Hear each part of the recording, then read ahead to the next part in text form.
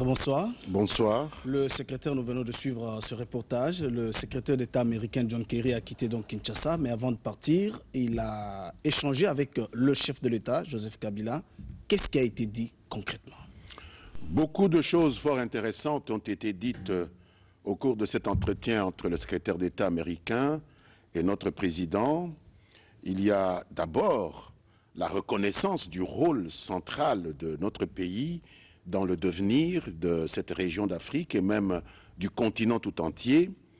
Il y a la reconnaissance et même les félicitations qui ont été adressées au leadership du président Kabila en ce qui concerne le redressement et le développement économique de notre pays, en ce qui concerne la conduite du processus de pacification et de sécurisation qui est en cours, en ce qui concerne le processus de démocratisation des institutions. Toutes les initiatives qui ont été prises ont été saluées et félicitées. Il y a une offre d'accroissement de l'assistance que ce pays accorde à nos efforts de développement économique et il y a même une offre spécifique concernant le soutien au processus électoral.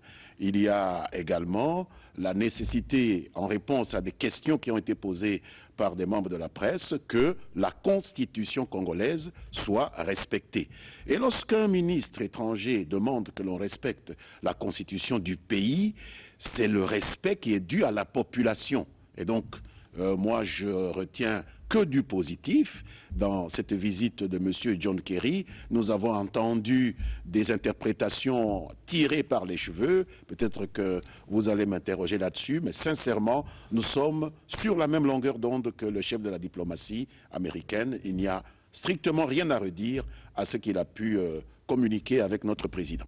Monsieur le ministre, la conférence de presse de John Kerry a été commentée dans plusieurs sens, notamment je vais citer des propos diffusés cet après-midi par Radio France Internationale qui pensent que le secrétaire d'État américain est venu donner des injonctions au président de la République en ce qui concerne le processus électoral. Quel est votre point de vue? Il faut d'abord rappeler à ce média que ce n'est ni le rôle ni la vocation d'un pays étranger, aussi puissant fut-il, de venir donner des injonctions à un autre pays souverain. Donc il ne viendrait certainement pas à l'idée de M. John Kerry ou du président Obama de venir donner des injonctions à quelque autre pays du monde que ce soit, et encore moins la République démocratique du Congo. Il faut que RFI sache que la RDC est un pays souverain. Deuxièmement, il est regrettable que cette rhétorique de propagande que nous sommes habitués à entendre de la part d'une certaine opposition puisse se glisser maintenant dans les rangs des professionnels de cette radio qui se veut pourtant mondiale. Une rhétorique qui tient à faire table rase de toutes les préoccupations des Congolaises et des Congolais pour prétendre qu'aujourd'hui, la seule préoccupation pour les Congolaises et les Congolais, ce n'est pas la fin de la guerre, ce n'est pas la fin de l'insécurité, ce n'est pas les Congolaises et les Congolais qu'on chasse de tel ou de tel autre pays, ce n'est pas la lutte contre le sous-développement, c'est le fait de savoir si le président Kabila sera ou non candidat en 2016. Et nous sommes encore en 2014. Donc vous voyez la mauvaise foi, lorsqu'elle est le fait d'acteurs politiques, on peut dire c'est de bonne guerre, mais lorsque des acteurs de médias qui sont là pour rendre compte d'une réalité, deviennent eux-mêmes auteurs de cette rhétorique de propagande, cette rhétorique haineuse, alors il y a un problème. Et je voudrais rappeler quand même à ceux qui essayent de donner une autre connotation aux propos du secrétaire d'État américain, le mot du secrétaire d'État américain lui-même, lorsqu'il lui pose cette question, comme quoi, ici, nous ne sommes préoccupés que par le fait de savoir si vous avez, oui ou non, donné injonction à un président. Naturellement qu'il ne peut pas donner d'injonction à notre président. Kerry dit que dans 15 pays africains, il y aura des élections présidentielles en 2015 et 2016. Lorsqu'un diplomate vous dit cela, lorsqu'un homme intelligent, expérimenté vous dit cela, cela cache quelque chose. C'est un reproche subliminal qu'il vous fait en disant pourquoi tant d'agitation seulement en RDC alors qu'il y a 14 autres pays en Afrique qui vont aller aux élections présidentielles dans la même période que vous. Est-ce qu'il n'y a pas d'autres choses qui peuvent mieux vous intéresser que cette perspective qui est tout à fait normale, qui est une respiration normale d'une démocratie? Pourquoi cette concentration? Pourquoi il n'y a que cela qui vous intéresse? N'avez-vous pas d'autres problèmes? Donc la réponse vient de John Kerry lui-même. J'espère que ces hommes de médias qui veulent se comporter comme des activistes politiques ont retenu la leçon de M. John Kerry. Parce que ici, dans notre pays, nous ne pouvons pas faire une confusion délibérée entre le fait que le journaliste est chargé de rapporter, le fait qui est sacré, et le commentaire. Ce que John Kerry a dit, c'est clair, il faut respecter la Constitution. Un gouvernement se fait respecter lorsqu'il respecte la Constitution.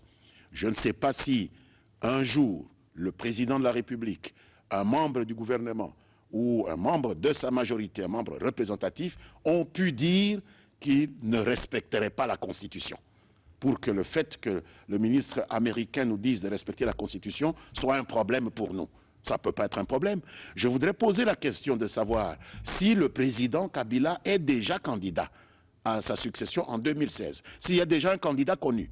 Je ne suis pas informé qu'il y ait déjà ouverture de candidature, que le président a annoncé sa candidature pour qu'un ministre étranger suffisamment intelligent, une diplomatie aussi sophistiquée que celle des États-Unis, qui est la mieux informée du monde, vienne prêcher dans le vide, dire ne présentez pas votre candidature ou retirez votre candidature, comme si on a déjà déposé des candidatures. Donc cela ne s'est pas fait, c'est fait simplement de la rhétorique d'autosatisfaction, comme des enfants, disons ceci, ça peut gêner, disons cela, ça peut salir, mais le pays ne peut pas avancer avec de telles pratiques. Il faut sanctifier le fait. Le fait, c'est que nous avons reçu un ami qui nous a parlé en ami, qui nous a donné un message d'encouragement, de félicitations. Le fait, c'est qu'on n'a jamais pris une résolution au niveau du président ou de sa famille politique de violer la Constitution. Quoi qu'il se fera dans ce pays, sous le leadership du président Joseph Kabila et de sa majorité présidentielle, ça se fera conformément à la Constitution. Et la Constitution, c'est la volonté du peuple. Ce n'est pas la volonté des commentateurs. Si la Constitution a prévu des choses, elles seront faites conformément à ce que la Constitution a prévu. Nous sommes sur la même longueur d'onde que tout notre peuple qui a adopté cette Constitution. Ça nous préoccupe beaucoup plus que le point de vue des amis. Mais là, le point de vue des amis est tout à fait similaire à notre propre point de vue et au point de vue de notre peuple. La Constitution, rien que la Constitution. Monsieur le ministre, ce n'est pas la première fois ces dérapages. Vous pensez qu'il y a un agenda caché? L'agenda caché, je ne dirais pas. Je dirais simplement que c'est de bonne guerre, que c'est dans l'ordre normal des choses, qu'une opposition en panne d'idées, en panne de programme, et tout le pays se rend compte que notre opposition nationale n'a pas d'idée puisqu'elle passe son temps en chamaillerie et que chaque fois qu'il faut parler des problèmes du pays, elle lance des accusations parfois dénuées de tout fondement. Elle fait dire à des dignitaires étrangers ce qu'ils n'ont pas dit. C'est vraiment triste d'en arriver à ces extrémités-là. Le peuple congolais veut savoir qu'est-ce que l'opposition lui réserve au cas où. Le peuple congolais n'a pas besoin que l'on puisse se faire de fausses exégèses des propos de dirigeants étrangers qui nous visitent. C'est nous qui l'a visité, c'est le président qui l'a visité, c'est le président qui sait ce qu'ils se sont dit. Et voilà des gens de l'extérieur qui savent mieux que le président ce que ces gens se sont dit. Nous avons entendu ce monsieur parler, nous n'avons pas entendu des histoires comme celles qu'on a essayé de répandre, notamment sur RFI. Donc, nous sommes tout à fait sereins à cet égard. Notre peuple n'a pas besoin de ces activismes-là.